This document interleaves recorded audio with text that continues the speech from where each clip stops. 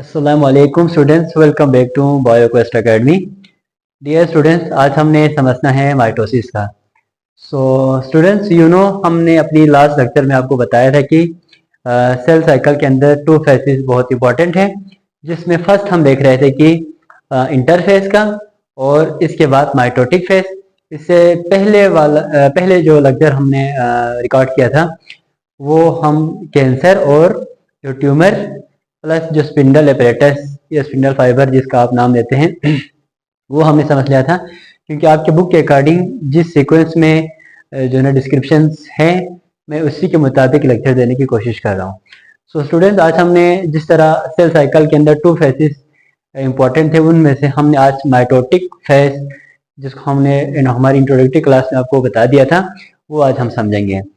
तो स्टूडेंट्स, कि माइटोसिस एक ऐसा प्रोसेस है सेल के अंदर कि जिसमें एक सेल डिवाइड होने के बाद दो सेल बन जाते हैं और उन दोनों सेल के अंदर जो पेरेंट सेल में कंपोजिशन है as it is daughter cell में भी आते हैं।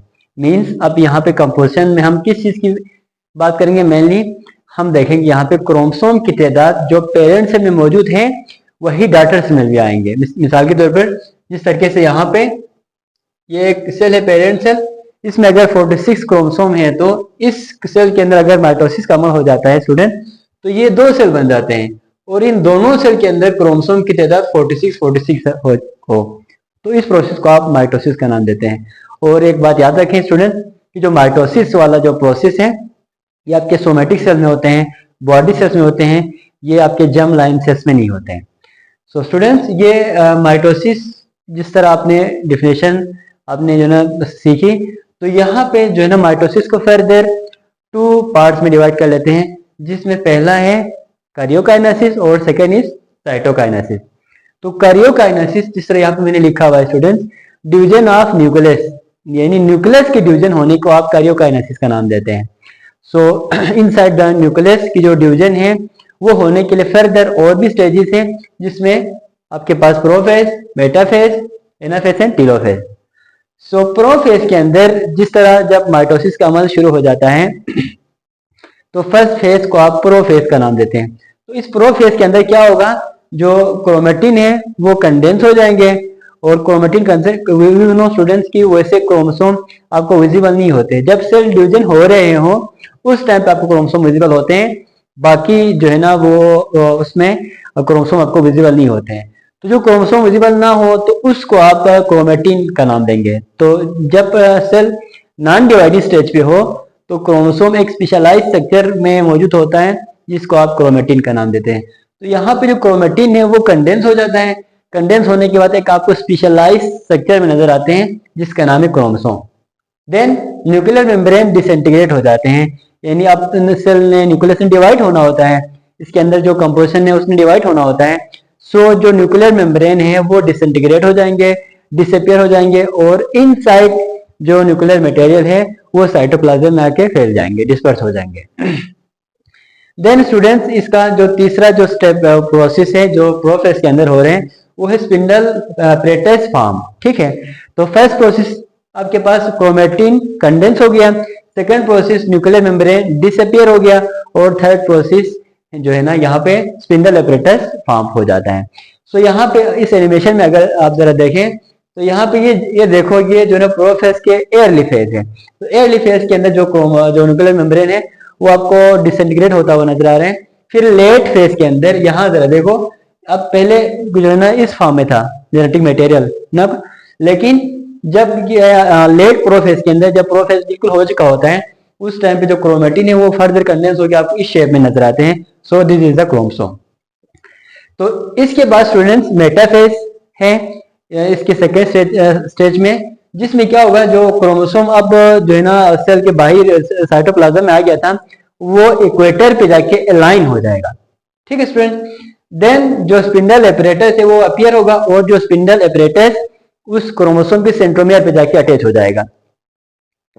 इसके बाद है यहाँ एनिमेशन में जरा देखें, ये आपके पास है मेटाफेज। मेटाफेज के अंदर जो क्रोमोसोम है वो बिल्कुल इक्वेटर पे है, जो सेल के इक्वेटर पे है। इक्वेटर पे आने के बाद यहाँ सेंट्रियोल टू अपोजिट जो है सेंट्रियोल भी रिस्पेक्टिव पोल्स पे मूव कर लेते हैं डिवीजन होने के बाद। यहाँ से जो सेंट्रियोल से स्पिंडल फाइबर्स एराइज होता है और क्रोमोसोम के बिल्कुल सेंटर में, जिसको हमने सेंट्रोमियर का नाम दिया था, वहां पे जाके अटैच हो जाते हैं। तो यहां तक प्रोसेस था मेटाफेज का। Then we have anaphase. Anaphase के अंदर क्या होगा स्टूडेंट, जो अब ये जो स्पिंडल एपरेटस या स्पिंडल फाइबर उस क्रोमोसोम के सेंट्रोमियर पे जाके अटैच हुआ है, वो अब उसको खींचना स्टार्ट करेगा। और एनाफेज के आखिर तक, यानी एनाफेज खत्म होने तक, जो क्रोमोसोम है वो आपको सेल के अपोजिट पोल्स पे दो दो क्रोमोसोम मूव करता हुआ आपको रिस्पेक्टिव पोल्स पे नजर आएगा। जिस तरह यहाँ देखें, यहाँ पे इधर दो क्रोमोसोम है और यहाँ अपोजिट पोल्स पे दो जो है क्रोमोसोम है। देन लास्ट है स्टूडेंट जिसका नाम है टीलोफेज।